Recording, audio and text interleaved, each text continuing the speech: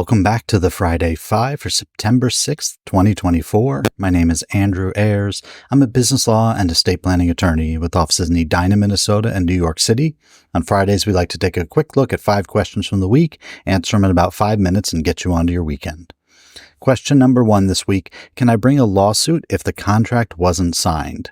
So this is an interesting call this week where the prospective client had been doing dealings with the business, and there was a lot of money that was exchanging hands. They had exchanged software access. They were using a new app that the company had put out, and they'd done all these different things with the view of creating a partnership for this business, a long-term partnership that would benefit everybody. But in the end, the contract was actually never signed. And then the other company ran into some financial issues. They may be getting acquired by somebody else. And so it's left the prospective client with a big question of what do I do next? And who do I sue? And can I even sue them if the contract wasn't signed? So when we're looking at law and we have a contract that's not signed, what we can do is look at a second set of claims, which are called equitable remedies. And these are remedies that would say, if there was no contract, are there other ways that you can recover? These are things like unjust enrichment, quantum meruit, conversion. So these are other ways to say, even though we didn't have a contract, you have benefited from my work, everything I put into this partnership, even if the partnership document wasn't signed. Now, the flip side of that is we have what's called the statute of frauds, which is a defense under law, which says that certain kinds of contracts have to be in writing to be enforceable. So in this case, the prospective caller has a little bit more research to do and some legal digging to do to figure out whether or not the contract could be considered valid, and if the contract isn't valid, whether there's going to be equitable remedies to help him out. Question 2 this week, do I need to file with my state in order to run my business? So this is an interesting situation where the prospective client has actually been running their business for about 5 or 6 years, and they actually have a business name. They've been using it. They've got products.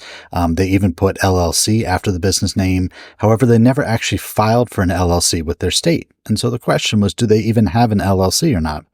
So what they have is a sole proprietorship, and that is somebody running the business without filing with their state. And this is a very common way for people to get their businesses started. A lot of times, if you've got a side hustle or a passion project on the side that you're working on, you maybe didn't spend all that time and money to set up your company formally with the state. Maybe you're selling some crafts. Maybe you have an online content creation business. So even if you haven't set up the business formally with the state, you have a sole proprietorship. So in this client situation, however, holding himself out as an LLC means that we actually do have to file with the state at some point if we want those protections of a limited liability company.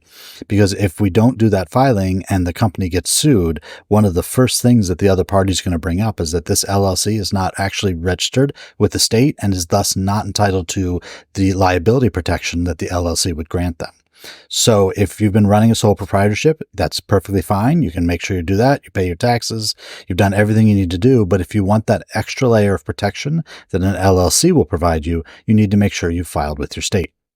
Question 3 this week, should I file a lawsuit in federal court or state court? This is a very common question. And what we need to look at first is, what is the lawsuit about?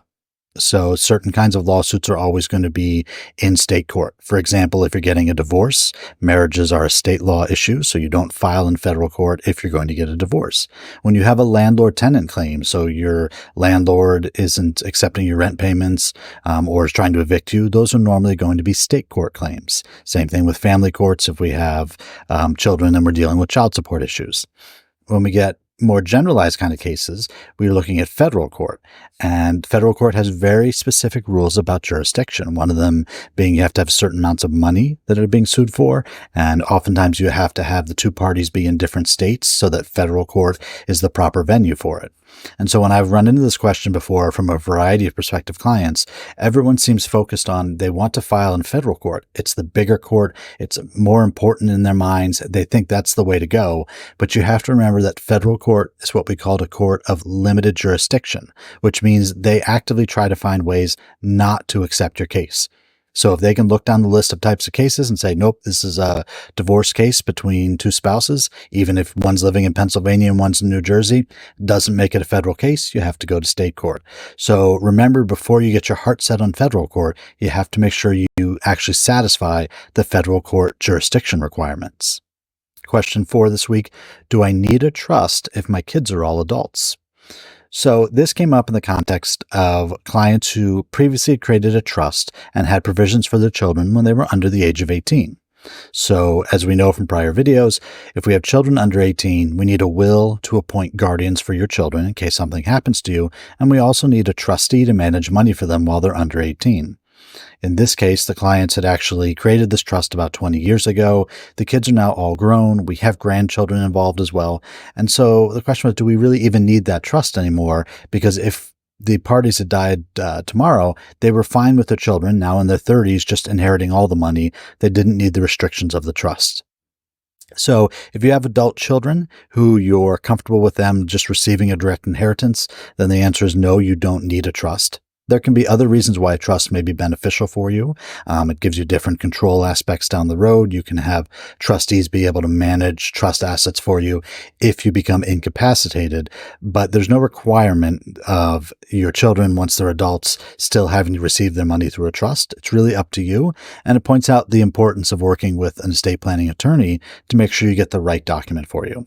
Because if you look generally at all the blogs and the articles out there, everyone's going to tell you you must have a trust. However, depending upon what state you're in and what the probate court looks like, maybe you don't actually need that trust, and just a straightforward will-based plan will be enough for you.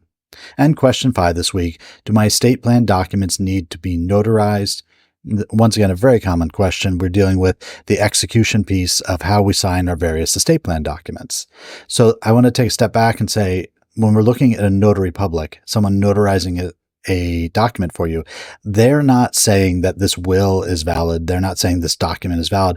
What they're saying is they saw you and you've proved to them with a driver's license or some other means who you are. They're saying they've seen you sign the document. So often a notary will be notarizing the signatures of witnesses who saw you sign the document.